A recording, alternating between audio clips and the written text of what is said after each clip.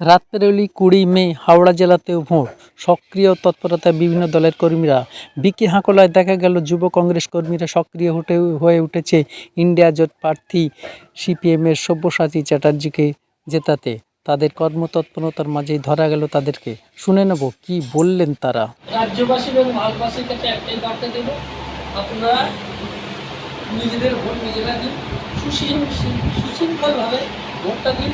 কোনোরকম বা মারামারি, হানাহানি, কাটাকাটি এবং মানুষের সঙ্গে বিভেদ সৃষ্টি না করে নিজের ভোট নিজেরা দিন। বিভিন্ন জায়গা থেকে অভিযোগ আছে, আমরা বিগত পঞ্চায়েত নির্বাচনে এর একটা সাক্ষী ছিলাম সন্ত্রাসের। তবে যেহেতু কেন্দ্রীয় বাহিনী এখানে আসার পরে মানুষ একটা আশাবাদী হয়েছেন যে আগামী পঞ্চায়েতের পুনরাবৃত্তি ঘটবে না।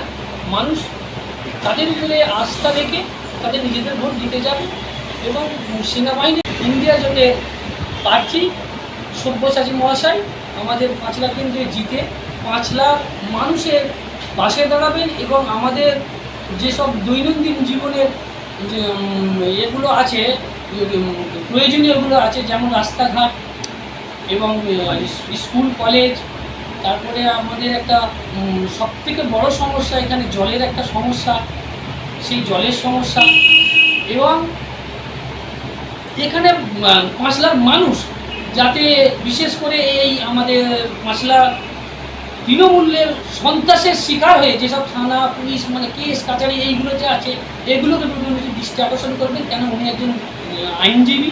ওনার কাছে আশা করব সেই সব আইনের দিকগুলো একটু ভালো করে দেখে পাঁচলায় কংগ্রেস এবং ইন্ডিয়া জুড়ে যেসব কর্মীগুলো আছে তাদের নামে যেসব কেসগুলো আছে সেগুলোর দিকে একটু সুনজর দেবেন। আমাদের নেতা শ্রী রাহুল গান্ধীজির নেতৃত্বে আমরা যে লড়াইটা করছি, যে লড়াই, যে মোদী সরকারকে এই সরকার থেকে হেঁটিয়ে আমাদের গণতান্ত্রিক যে সমাজটা ছিল, আমাদের যে ৭৫ বছর স্বাধীনতার পরে যে আমাদের দেশটা ছিল, আমরা তো আজ ছোটো থেকে বড় হয়েছি, আমরা যেটা দেখিনি।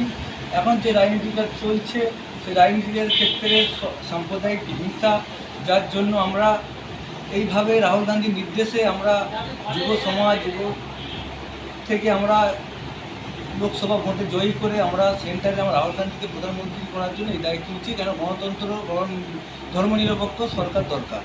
সমাজ বলতে রাজ্যের তো ব্যাপারটা সবাই জানে কি চলছে, প্রত্যেকটা বাচ্চা ছেলেরা জানে, তো সেখানে তো বলার কিছু নেই।